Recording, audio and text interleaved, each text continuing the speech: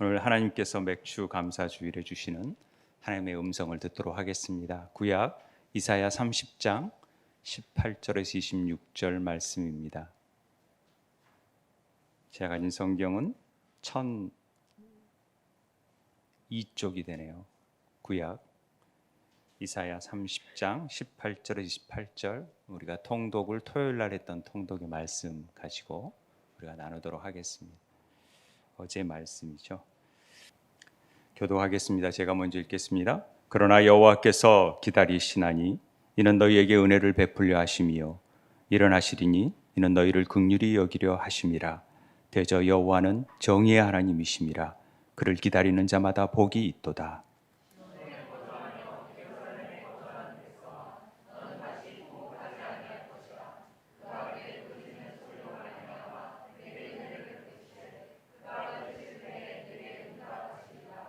주께서 너희에게 환난의 떡과 고생의 물을 주시나 내 스승은 다시 숨기지 아니하시리니 내 눈이 내 스승을 볼 것이며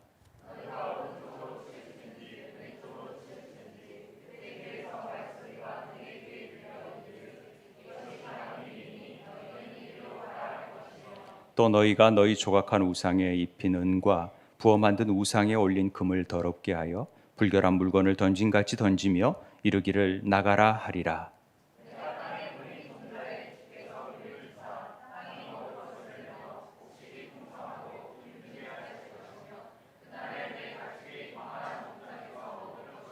밭가는 소와 어린 나귀도 키와 새스랑으로 까부르고 맛있게 한 먹이를 먹을 것이며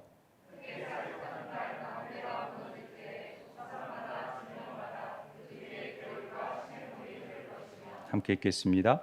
여호와께서 자기 백성의 상처를 싸매시며 그들의 맞은 자리를 고치시는 날에는 달빛은 햇빛 같겠고 햇빛은 7배가 되어 7날의 빛과 같으리라. 아멘.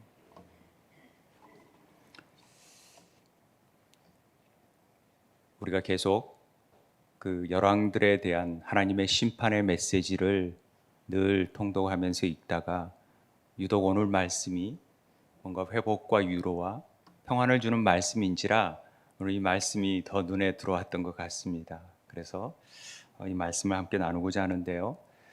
북이스라엘의 상황이 이 30장의 배경을 먼저 말씀을 좀 드리겠는데, 북이스라엘이 멸망했습니다. 어떤 왕에게 멸망했느냐? 아시리아라는 나라에 멸망을 하게 되죠. 우리가 위에 보면은 북이스라엘 위에 아시리아가 있었는데 그 아시리아의 살마네셀 5세라는 분이 왕이 북이스라엘을 침략해서 에워싸서 결국은 호세아 왕 때 항복을 받게 됩니다. 그리고 많은 사람들을 잡아가지고 포로로 잡아가서 다 분배시킵니다. 아주 잔악한 왕으로 알려져 있죠. 그런데 북이스라엘을 멸망시키자마자 그가 죽습니다. 그때 한때 장수로 있었던 한 장군이 나는 대제국의 제국의 왕이다라는 사르곤이라는 이름을 통해서 사르곤 2세라고 평가하면서 다시 등장하게 됩니다. 이런 아마 혼란기, 다소 아시리아가 약간의 좀 세력이 좀 약화될 즈음에 유다나 그 주변에서 조공을 늘 바쳐왔던 사람들이 독립의 의지를, 이 수치를 좀 이겨보자, 우리가 연합해서 아시리아를 좀 대항해보자라는 움직임이 싹트게 됩니다. 물론 저쪽에는 바벨론도 막 이렇게 조짐이 있었죠. 그러는 가운데 남유다 왕이 그 당시에 누구였냐면 히스기야였습니다. 북은 호세아였고 남유다는 히스기야 왕이었는데, 아하스는, 히스기야의 아버지 아하스 왕은 아시리아한테 굉장히 아부했잖아요. 조경을 보고 막 제단도 만들고 막 굉장히 아부했는데, 히스기야는 그래도 몇 손꼽히는 뭐였죠? 선왕이었습니다. 아마 대표적으로 손꼽으라 하면은 히스기야를 꼽을 정도의 아주 그래도 하나님 마음에 좀 합한 왕이었다라고 볼 수 있습니다. 그런 아주 뛰어난 왕이 산당을 제거하고, 그 많은 왕들이 산당을 제거하지 못했는데 산당을 제거 우상들을 다 허물고 종교개혁을 힘쓰지만은 지금 이런 풍전등화 같은 위기 상황 속에서 얘네들이 감히 조공을 안 받쳐? 하고 아시리아가 다시금 쳐들어올 기세를 보이자 손을 어디에 뻗치냐면 애굽에게 손을 뻗칩니다. 그래서 애굽과 동맹을 맺고자 하고 손을 내미는 것이죠. 애굽으로서는 이건 너무 좋은 기회 아닙니까? 왜냐하면은 만약에 유다까지도 아시리아에 넘어가면은 어떻게 됩니까? 당장 애굽이 위험해지니까 방패막이로서 유다가 있어줘야 자기가 사는 것이죠. 마치 우리나라 형국 같지 않습니까? 만약에 러시아하고 중국이 손을 잡고 이 북한을 이렇게 만약에 공격해서 자기 이렇게 점령을 했다 한다면 당장 우리나라는 어떻게 해야 됩니까?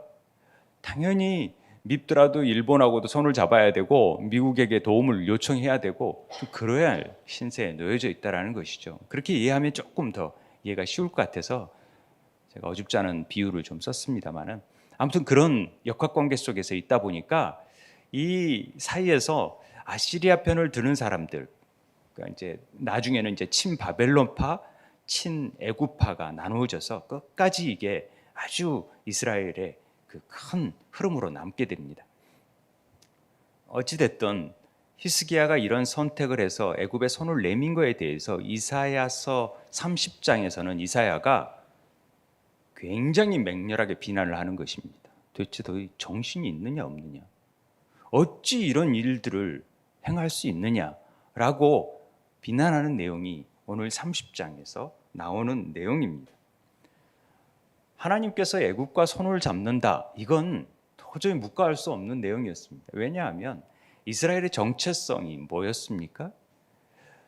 애굽이라는 세상의 노예로 잡혀져 있던 그들을 그 부르짐 가운데 출애굽 끄집어내서 내가 구원해서 가나안 땅을 허락한 거 아닙니까? 그랬는데 그 애굽에게 다시 손을 잡는다. 이건 출애굽의 정체성을 완전히 훼손하는 아주 경망스러운 일이었기 때문에 하나님으로서는 이사야를 통하여서 이스라엘 남유다에게 아주 따끔한 지침을 내리는 것입니다. 히스기야 왕은 아주 선대 왕으로서 아주 뛰어난 왕임에도 불구하고 이런 일이 닥치면 어쩔 수 없는 상황 속에 있는 것을 보게 될 때 한편은 유한이 되기도 하고 참 하나님 마음을 저렇게 모를까 하는 마음도 들기도 하고 그렇습니다. 하나님은 분명하게 얘기합니다. 애굽은 너를 절대 보호할 수 없다. 너를 보호할 수 있는 사람은 바로 나다. 라는 것을 끊임없이 말씀해 주시는데도 이 이스라엘, 북이스라엘과 남유다가 깨닫지 못하고 결국은 북이스라엘이 멸망하게 되고 남유다도 풍전등화 같은 삶이 펼쳐지게 되는 것입니다. 저는 이걸 보다가 우리의 믿음의 실상들이 바로 이런 게 아닌가 하는 생각을 갖습니다. 참 우리도 열심히 신앙생활 한다고 하는 사람들을 보게 되지요. 교회에서 믿음 좋고 신앙생활 하는 사람들이 있지만은 갑자기 어려운 일이 우리에게 닥칠 때 그게 개인적인 일이 아닌 국가적인 일이나 이런 코로나 같은 재난이 닥쳤을 때 전쟁이 일어난다고 생각해 보세요. 그러면 국가가 뭘 해주길 바라요? 대통령이? 하나님을 찾기보다도 빨리 미국과 또 다른 나라의 도움을 구하고 막 이런 일을 행해라고 하지 않을까요? 그런 말에 넘어가지 않을까요? 그런 유혹이 들지 않을까요? 그런 외교적인 행태를 펼치는 것이 당연한 것 아닌가요? 이렇게 행할 수 있습니다. 지금 히스기야가 이런 일을 행했다라는 것이죠. 그런데 하나님의 백성들이라면, 하나님이 택한 자들이라면 이렇게 해서는 안 된다라는 것이 지금 이사야 30장을 통하여서 얘기하고 싶은 내용입니다. 이사야 29장 13절에 바로 이 앞절에 이런 내용이 나옵니다. 이 백성이 입으로는 나를 가까이 하고 입술로는 나를 공경하지만 마음은 내게서 멀리 떠났다. 나를 경외하면 사람의 계명으로 가르침을 받았을 뿐이다. 그죠? 사람의 전통과 유전에 따라서 형식적으로 예배드리고 그냥 교회 나오는 것이지 진정으로 그 갈망하는 마음으로 나를 찾는 자들이 없다라는 거죠. 입술로는 주여 주여 하나님만이 나의 모든 것 되십니다라고 찬양하면서도 삶 속에서는 전혀 그렇지 않죠. 돈이 나의 주인이고 권력이 나의 주인이고 내 자식이 나의 모든 것이고 이런 삶을 살아가는 것이 우리네 모양입니다. 그러다가 어떤 어려운 일이 닥쳐지면은 더 그런 일들을 하나님을 찾기보다는 더 세상의 방법들을 구하고 있는 우리의 모습들이 마치 히스기야 왕 같은 모습이 아닌가 하는 생각을 갖게 되는 것입니다. 그래서 시편 오늘 이사야 30장 1절은 우리가 읽지 않았지만은 여호와께서 이르시되 패역한 자식이라는 표현을 쓰고 있습니다. 패역한 자식들은 화 있을진저 너희들이 개교를 베푸나 나로 말미암지 아니하며 맹약을 맺으나 나의 영으로 말미암지 아니하니까 다 죄의 죄를 더하고 있는 형국이다. 어떻게 나에게 상의도 않고 나에게 묻지도 않고 지금 그런 애국과 동맹을 맺고 다른 힘을 의지하고 외세를 불러 모으고 있느냐라는 말씀을 하시는 것입니다. 이게 패역한 자식이 아니고 무엇이냐? 지금 이렇게 얘기하는 것입니다.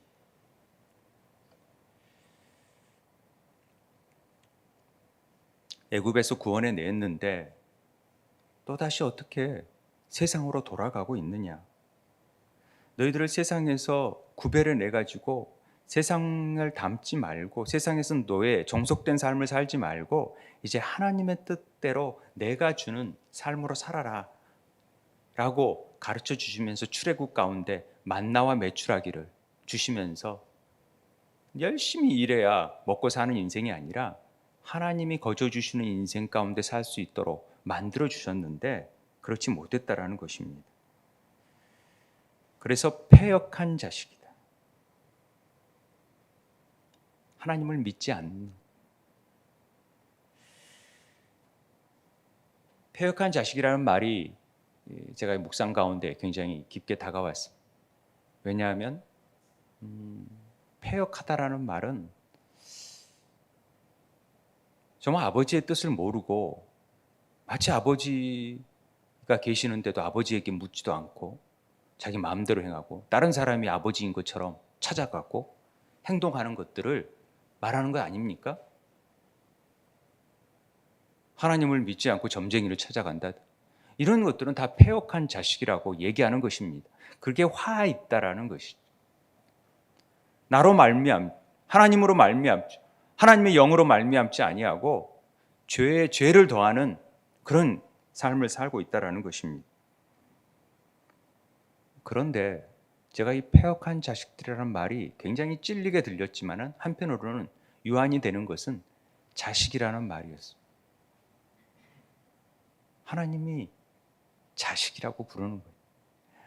패역한 자식이라도 자식이잖아요. 어떡합니까?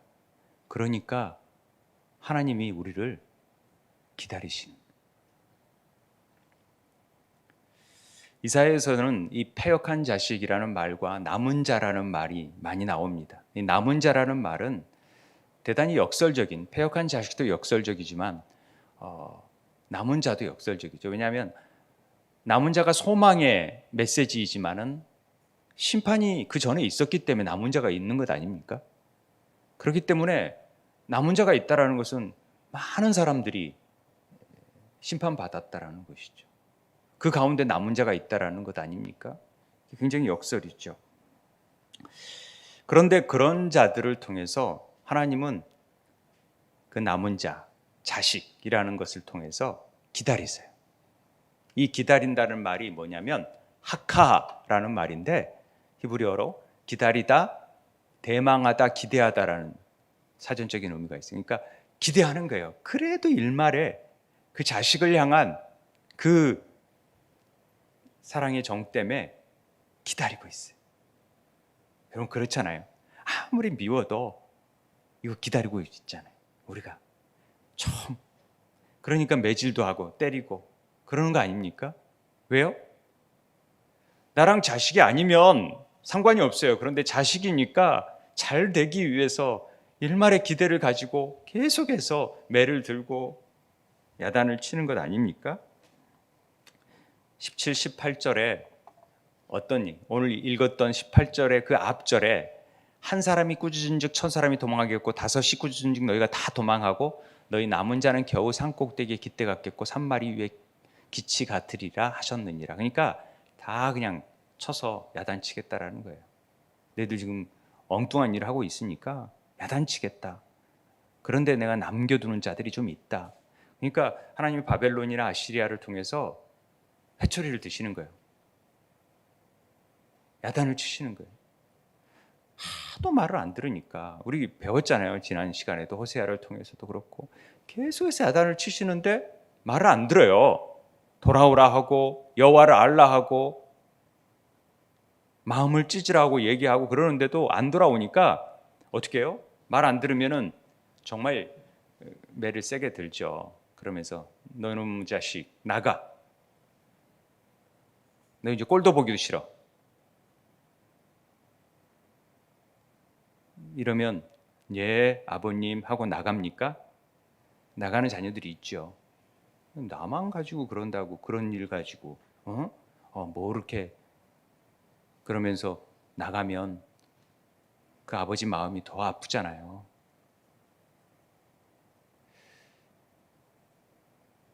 그런데 나간 자식들을 잊어버립니까?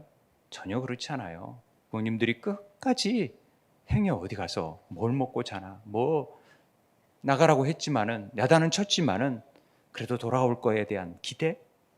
그러니까 문 밖에 서서 탕자를 기다리는 마음처럼 먼 발치에 서서 옷자락에도 보일까 하고 기다린다라는 것이죠. 그래서 18절에 그러나 여호와께서 기다리시나니 하카 이는 너희에게 은혜를 베풀려고. 그냥 은혜예요. 왜요? 왜 그런지 몰라요. 도저히 이스라엘은 사랑받을 수 있는 백성이 아니에요. 그럴 자격이 초도 없어요. 그런데도 하나님 그냥 은혜를 베푸신대요. 그리고 긍휼히 여기신대요. 우리가 잘 아는 긍휼이라는 단어가 라함이라는 단어잖아요. 라함은 자궁 안에서 아이를 돌보는 그 어머니의 끓는 심정과 그 사랑, 보혈의 피로 덮어주시는 거잖아요. 그러니까 긍휼히 여기시는 거죠. 그래도 내 자식이니. 하나님의 언약 안에서 세우신 자식이니. 그래서 여호와는 정의의 하나님이 되는 거예요.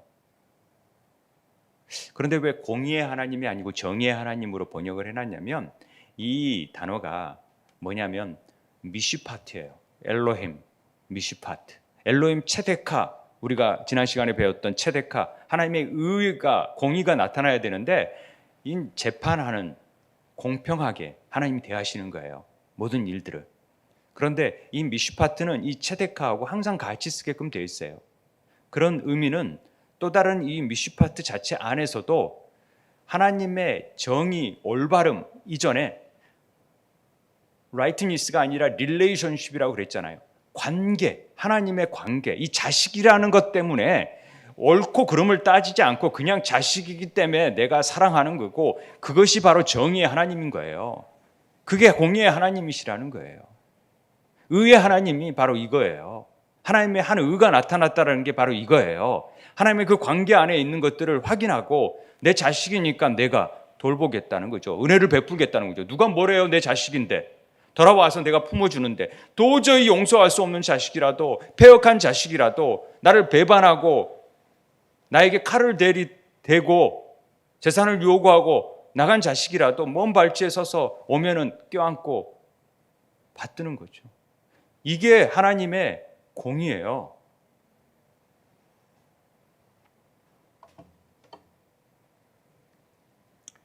일방적으로 하나님이 베풀어 주시는 은혜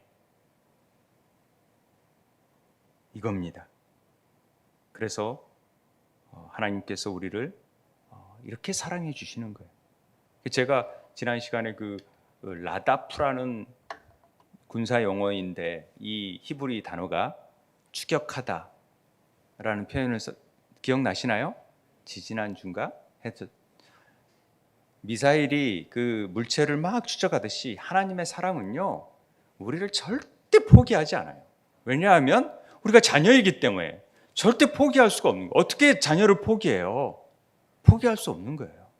끝까지 추격하는 거예요. 추적하시는 거예요. 마음이 가 있는 거예요. 그게 부모님의 마음이듯이 하나님의 마음이, 우리를 향한 마음이 그렇다라는 것입니다. 아이가 좀 유리창을 깼다고 야단을 치죠. 그런데 너 이제부터 너 이런 일을 저질러? 너 남의 것 도둑질해? 그러면서 너 이제부터는 나랑 상관없어. 이렇게 합니까? 그렇지 않잖아요. 야단 치고 때리고, 그건 왜요? 내 자식이니까. 그러지 말라고, 앞으로. 그렇게 살지 말라고. 그래서 매도드는 것이죠. 자녀가 아니면 매도들 필요가 없어요. 자식이니까요. 너 깼으니까 다 감 물어내고 계산 똑바로 해가지고 앞으로 이제는 너 나가서 살아. 이렇게 말하는 부모들이 있을 수 있죠. 그런데 그건 참다운 부모가 아니죠. 정말로 사랑하고 예뻐하고 또 그 마음이 가 있다라는 거죠. 이게 은혜, 긍휼 안에 포함되어 있는, 하나님의 공의 안에 포함되어 있는 하나님의 속성이라는 것을 우리가 잊지 말아야 되는 것입니다. 그런 사랑이 어떻게 나타나는지를 지금 보여주고 있어요. 내가 너를 얼마나 사랑하는지 볼래? 그러면서 하나님 마치 시편을 읽는 것처럼, 이사야가 아닌 시편을 읽는 것처럼 오늘 18절부터 말씀이 이제 19절부터 돼 있어요. 어떤 내용이냐면, 시온에 거주하며 예루살렘에 거주하는 백성아, 너는 다시 통곡하지 않을 것이다. 그가 내 부르짖는 소리로 말미암아 내게 은혜를 베푸시되 그가 들으실 때 내게 응답하시다. 내가 마음껏 은혜 베풀어주고 네가 소리 지르는 것, 내가 다 기도하는 거 다 들어줄게. 이렇게 얘기하는 것입니다. 비록 내가 지금 너희에게 환난의 떡, 고생의 물을 주지만, 지금 이런 어려움이 처해 있지만, 이런 일들이 어렵게 행하지만은 내가 다 챙길 거야 라는 마음이 그 안에 감춰져 있습니다. 하나님이 우리의 삶 속에서 왜 이렇게 어려운 일에 어려운 일, 우리 계속 설상가상의 일들이 겹쳐지고 왜 내게 문제와 갈등이 끊이지 않는가 라는 질문을 할 때가 있습니다. 그런데 하나님께서 그런 일에 대해서 다 내가 했다라고 하시는 거예요. 왜요? 그 뜻 가운데, 그 문제 가운데 네가 하나님의 뜻이 무엇인지를 발견하게 되기를 원한다 라는 마음이 있다라는 것이죠. 지금 그거에 대해서 말하고 있는 것입니다. 지금 때로는 억울한 일을 당하기도 하고 잘못도 없는데 야단 맞기도 하고 또 위기 가운데 빠지기도 하고 질병의 고통 속에 들어가기도 하지만은, 그러나 하나님이 이 모든 일들을 통해서 무언가를 행하시고자 그런 일을 행한 거지 의미 없이 그런 일이 되어지지는 않는다. 왜? 내 자신이. 그런 얘기하는 것입니다. 그럼 우리가 어떻게 해야 됩니까? 어떻게 하나님을 찾고 하나님을 그 인도하심을 따라가야 됩니까?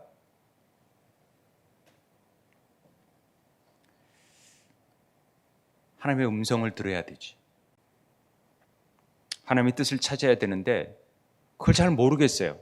그래서 하나님께서 오늘 20절에 내 스승을 이제 숨겨두지 않겠다. 예전엔 다 숨겨져서 잘 못 찾았는데 내 스승을 이제는 다 볼 수 있도록 내가 만들어주겠다 하시는 메시지를 우리에게 던져주시는 것입니다. 이 스승이 뭐예요? 스승이. 이 스승이라는 단어가 모레라는 히브리어 단어입니다. 이게 이름비라는 단어거든요. 그리고 교사라는 단어가 있어요. 그러니까 스승으로 번역을 했겠죠. 그런데 우리가 이름비, 늦은비는 다 성령의 의미를 나타내잖아요. 그러니까 참된 스승은 예수 그리스도시죠. 메시아를 보내시겠다라는 거잖아요. 그걸 통해서 성령을 보내시겠어서 그 성령을 통해서 우리에게 이제는 그걸 가르쳐 주시겠다라는 것. 그런 내용이죠. 그래서 우리 예레미야에서도 벌써 이 말씀이 나오잖아요. 한번 같이 읽을까요? 시작. 그러나 그날 후에 내가 이스라엘 집과 맺을 언약은 이러하니 곧 내가 나의 법을 그들의 속에 두며 그들의 마음에 기록하여 나는 그들의 하나님이 되고 그들은 내 백성이 될 것이라 여호와의 말씀이니라. 내가 이제 내 자식이니까 아예 밖에 두었고 성막에 두었던 율법을 이제는 안으로 다 넣어줘 버리겠다.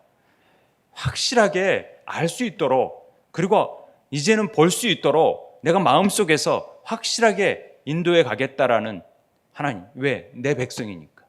내가 하나님이고 내가 아버지고 내 자녀니까 그렇게 하겠다라는 말씀이 에레미야에서 선포되고 있는 것이죠. 에스겔서에서도 똑같습니다. 같이 읽겠습니다. 시작. 또 새 영을 너희 속에 두고 새 마음을 너희에게 주되 너희 육신에서 굳은 마음을 제거하고 부드러운 마음을 줄 것이며 또 내 영을 너희 속에 두어 너희로 내 율례를 행하게 하리니 너희가 내 규례를 지켜 행할지라. 어떻게 우리가 율법을 지켜요? 지킬 수 없습니다. 그런데 하나님이 생명의 성령의 법을 통하여서 그 법을 지킬 수 있도록 우리를 이끌어 가신다라는 얘기입니다. 이게 스승이라는 것이죠.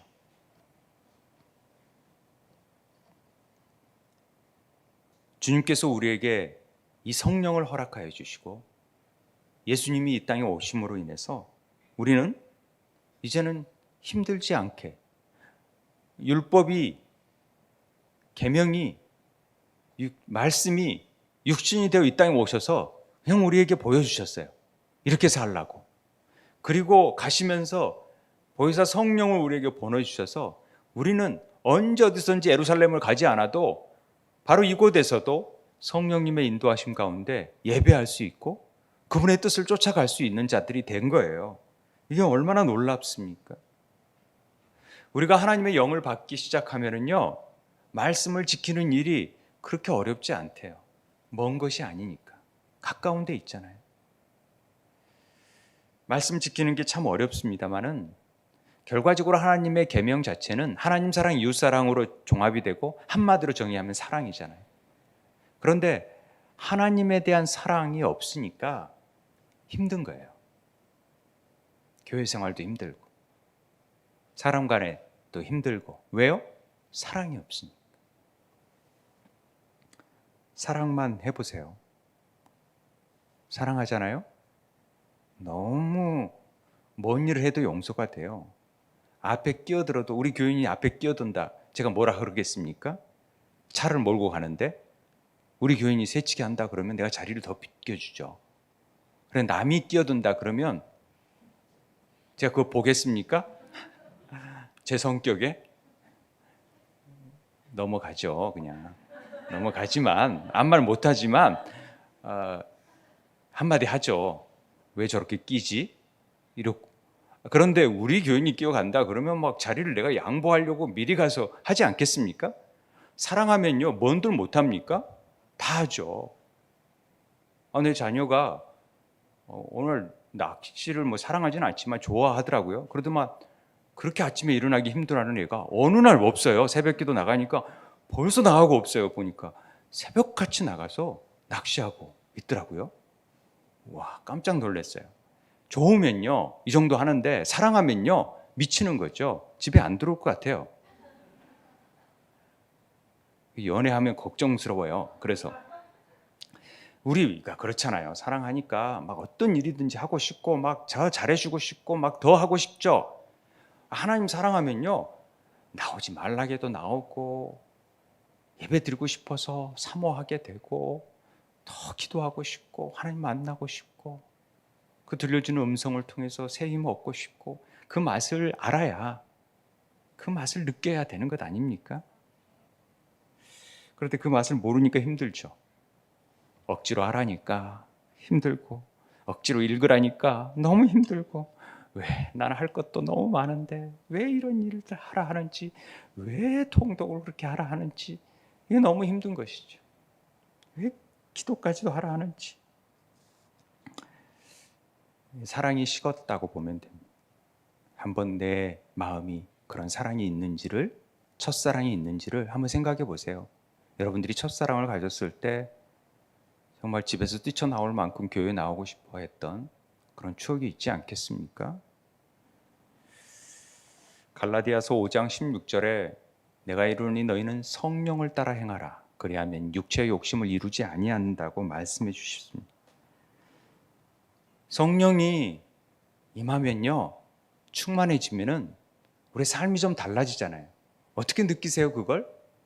뭔가 우리가 달라졌다는 것을 어떻게 경험해요?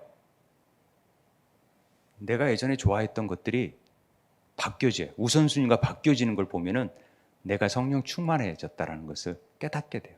예전에 그렇게 좋아했던 뭐 낚시니 골프니 뭐 이런 것들이 이제는 하기가 싫어져요. 그리고 주님 말씀 보는 게 좋고요. 찬양하는 게 좋고요. 예배 드리는 게 좋고 그래져요. 남들은 이해를 못해요. 아니 왜 토요일까지 열심히 일하고 그렇게 막 서빙하고 막 일하다가 그 주일날 좀 쉬고 편히 잠자야 되는데 여길 찾아오는 겁니까? 그게 아직도 세상이 모르는 뛰어난 평강이 우리 안에 있기 때문에 그래. 그 평강의 영이 있기 때문에. 이거 아는 사람들은 성령을 사모할 수밖에 없게 되어 있어요. 그리고 충만함을 갈구할 수밖에 없게 되어 있다라는 것이죠. 오늘 21절에 보면은 그래서 내가 오른쪽으로 치우치든지 왼쪽으로 약간 치우치면은 내 뒤에서 말소리가 내 뒤에 들려질 것이다. 야, 그 길로 가지 마. 너 좀 삐뚤어졌어. 올바로 가.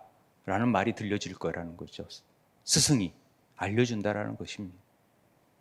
너 안에 그런 헛된 것들이 있네? 그거 다 금딱지 붙이고 은딱지 붙였지만은 얼마나 그게 더러운 건지 알잖아, 너? 그냥 가까이도 있기도 싫고 막 그러지잖아요? 우리 뭐 금불상 보면은 막 이렇게 좀 싫잖아요? 이런 생각이 들 수 있도록 다 던져버리고 뭐라고 해라? 나가라! 명할 수 있게끔 된다라는 것입니다. 성령이 주인 되시면 그렇게 바뀌어진다라는 것이죠. 술, 담배 끊으려고 애쓸 필요가 없어요. 애쓰지 마세요. 성령은요, 자연스럽게 우리가 성령을 따라가면 그게 막 싫어져요. 억지로 하려고 그러면 절대 게임이니 도박이니 끊을 수가 없어요. 그런데 성령 충만해지면 그때부터 싫어져요. 별로 그게 하기가 싫어요. 제가 예수를 믿으면서 그 좋아하던 세상 책들이 다 싫어지는 거예요. 다 버리게 됐어요. 제가 워낙 책을 좋아하는데 그랬는데 비디오 테이프도 좋아해서 영영줄 시리즈, 뭐 명화 시리즈, 대우 옛날 비디오에서 나오는 명품 비디오를 다 가지고 있었는데 다 버렸어. 이게 다 아무 쓸모가 없어. 거기에 왜 내가 돈을 투자하고 그 막 한 개에 15만 원, 20만 원 주고 이렇게 샀는지 아무 쓸모도 없는 걸. 그것들을 막 진열해 놓고 이사 다니기도 바쁜데 그래서 아내가 다 버렸어요. 제가 아무 말 못했어요. 우리가 성령의 인도하심을 받게 되면은 진짜를 발견하게 되면요, 밭에 감추인 보화가 발견한 진주 장사가 진주를 발견하면 가짜 진주가 소용이 있습니까? 보기도 싫은 거예요.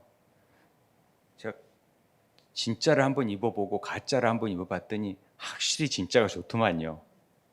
그래서 이 진짜 입나 보다. 그러니까 가짜가 보기가 싫어요. 진짜를 만나게 되면, 진짜를 만나면 가짜에 눈이 가지 않아요. 여러분, 진짜를 만나야 돼요. 그 성령님이 우리 안에 오셔서 거짓된 것들을 다 몰아내요. 그러니까 자유롭게 돼요. 남이 뭐라 하든 신경 안 써요. 왜? 하나님 관계에서 내가 올바르면 되니까. 그 말에 뭘 말 신경 쓰고 복잡하게 살아요? 그냥 단순하게 사세요. 그냥 편하게 사세요.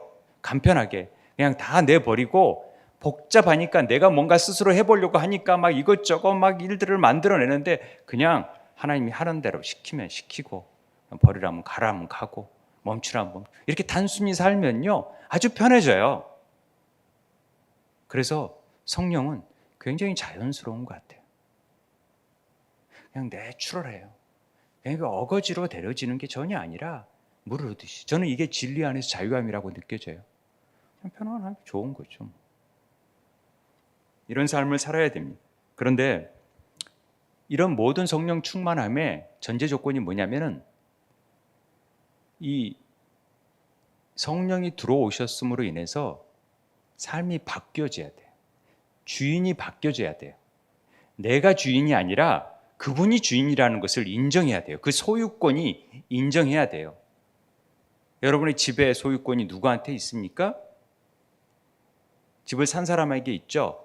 그런데 그 소유권을 이전해야 돼요. 성령님께. 내 주인은 주님이시다. 인정하면서부터 이 발걸음이 시작이 돼요. 안 그러면 다 내 힘으로 하려고 하니까 내가 복잡해지는 것이죠. 그 관계를 회복하는 일이 굉장히 중요합니다. 우리는 이 소유권 조정이 끝나야지만이 우리 안에 성령님께서 주인처럼 행세하시는 거예요. 그분이 주인이 안 되시, 우리가 주인이 되니까 그분이 주인 행세를 못 하시는 거예요. 아니, 돈이 주인인데, 주식이 주인이고 부동산이 주인인데, 자식이 주인인데 뭘 어떻게 행사를 해요? 여러분이 주인인데, 여러분 자아가 주인인데 어떻게 성령님이 주장을 해요? 성령님께 이렇게 해도 에이, 그런 말을 왜 드려요? 스승이 얘기하는데 안 들어요, 스승의 말을. 그래서 어떻게 해요? 하나님은 환난과 시험을 주세요. 깨달으라고. 성령에 순종할 수 있도록 탄식하면서 붙드세요. 인생이 꼬이고 복잡합니까? 이 소유권 정리가 안 돼서 그래요.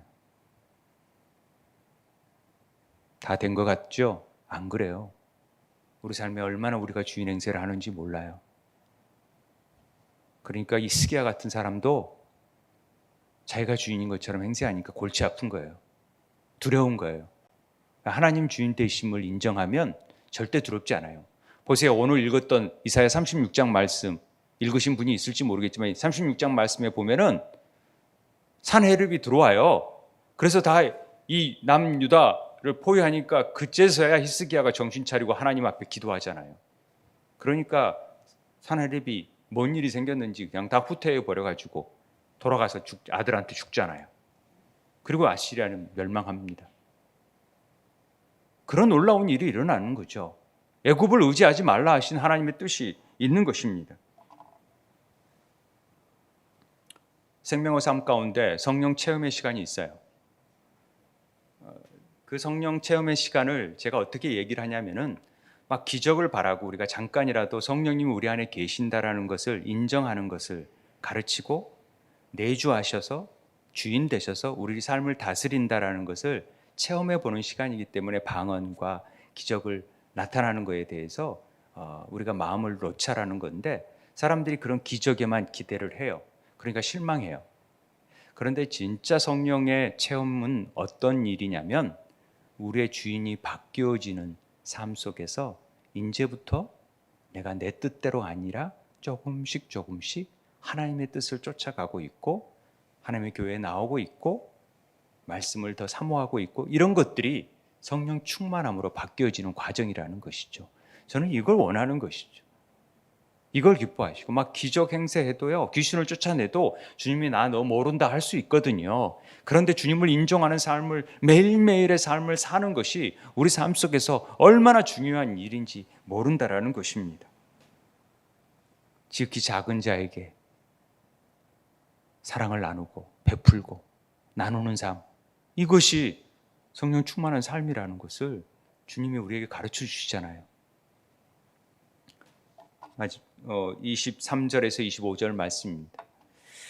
자, 하나님의 성령이 충만해지면 하나님 나라가 임하여지면 어떤 일이 벌어지느냐?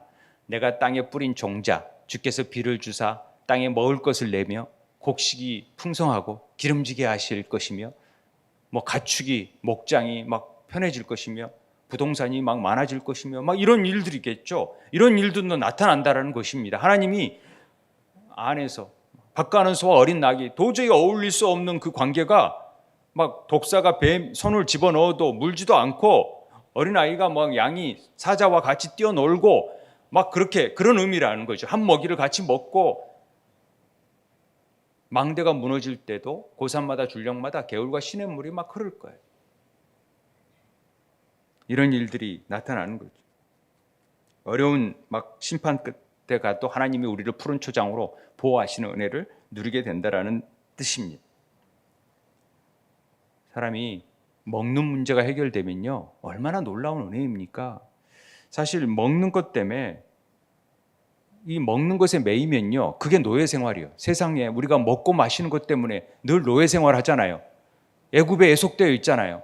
그게 노예 생활이에요. 열심히 일해도 조금뿐이 안 주니까 아우성치고 왜 나 안 주냐고. 이게 노예 생활이죠. 난 이렇게 열심히 했는데 못 주니까 노예 생활에서 우리를 건져내서 하나님 만나와 메추라기 통해서 이제 적절하게 주시는 거죠. 그런데 가나안 땅에 보니까 아닌 거죠. 이건 뭐야? 이른 비와 늦은 비네. 아내와 길을 가는데 만약에 하나님께서 비를 안 주시면 저 주인 없는 땅들이 어떻게 자라지? 저 곡식이? 이런 얘기를 나눴어요. 그럼 하나님이 적절하게 비를 주시고 이른 비와 늦은 비를 주시잖아요. 그래서 우리가 먹고 사는 거지. 그리고 안 주실 때도 있지만 그럼 굶어야지 뭐. 이런 삶을 사는 것이죠 뭐. 하나님만 바라보라고, 하늘만 바라보라고 살아가는 인생을 살라고 그렇게 살았는데 바알과 아세라를 보니까, 저 사람들을 보니까 우와, 저런 거 만들어 놓고 막 섬기니까 막 주시는 것 같네, 이러는 거죠.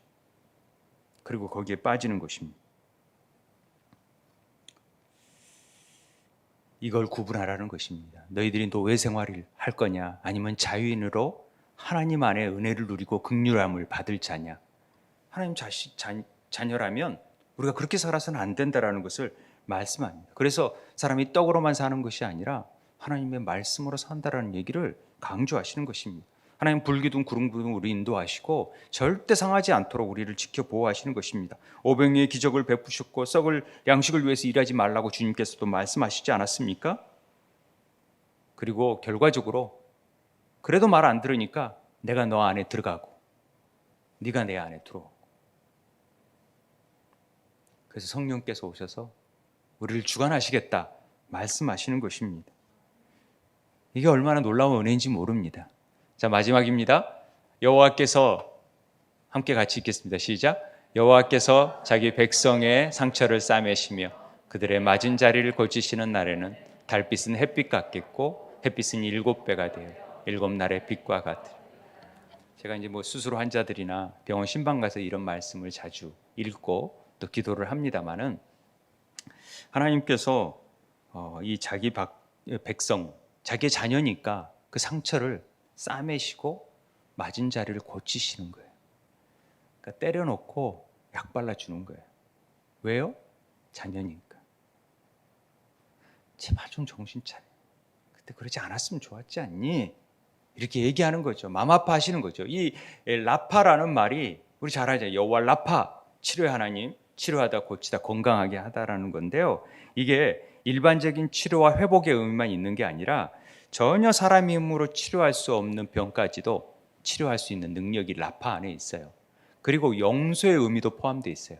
용서할 수 있는 능력이요, 이 치료에 라파의 하나님을 통하여서 용서할 수 있어요. 혹시 용서 못하는 사람 있으면 이 시간에 치유받게 되길 바랍니다.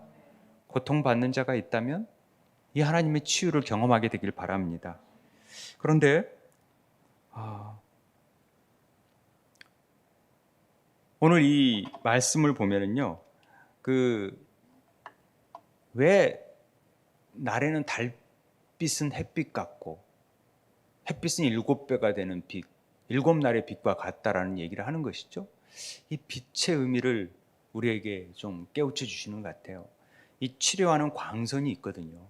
레이저를 통해서도 치료하고 요즘 그렇지만은 햇빛에 치료하는 능력이 있다는 거 아세요? 동물들도 햇빛에 말리면 치료되는 거 아세요? 그런 능력이 있어요.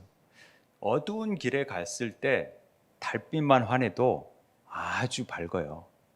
안 그래요? 우리 어두운 마음에 달빛이 임하면 환해지죠. 그런데 그걸로는 부족해요. 그런데 햇빛이 임하게 되면은 엄청 밝아지죠.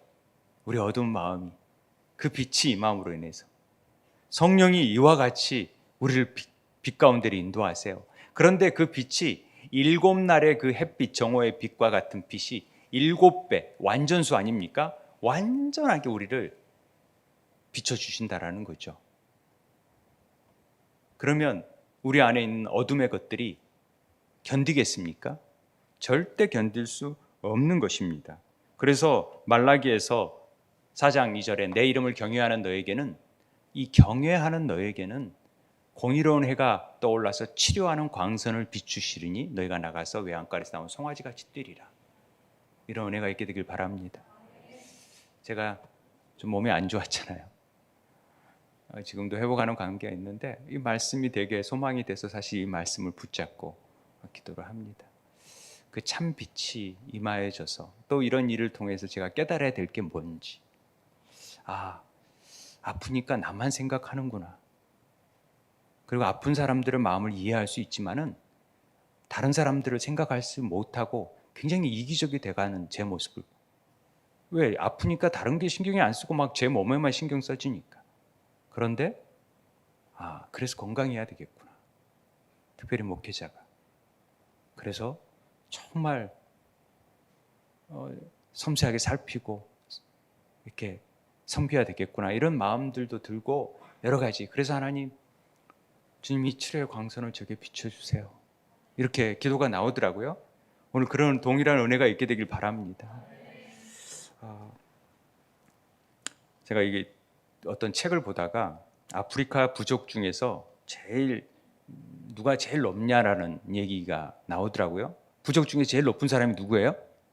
아프리카? 추장이죠. 추장보다 더 높은 사람이 누구냐 그랬더니 높을 고자 써서 고추장이래요. 고추장보다 더 높은 사람이 초고추장이래요. 초고추장보다 더 높은 사람이 태양초 고추장이래요. 고추장을 태양에 다 말리겠지만은 태양이 그만큼 힘이 있어요. 그런데 이 태양초 고추장보다 더 강력한 힘은 참 빛이신 우리 예수 그리스도이십니다. 그 빛이 우리에게 임하게 되길 바랍니다.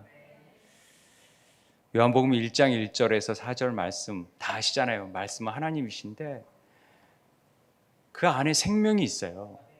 그 생명은 사람들의 빛인데 그 빛은 참 빛이신 예수 그리스도를 통하여서 이 땅에 오셨어요. 그런데 사람들이 잘 몰라요. 이 빛을, 이 놀라운 빛을 받아들이기를 거부해요. 그런데 영접하는 자에게는 하나님의 자녀되는 권세를 허락해 주시는 거예요.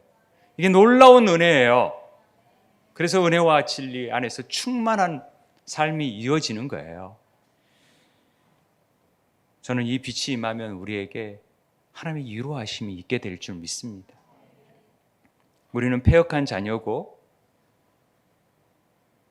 부족합니다.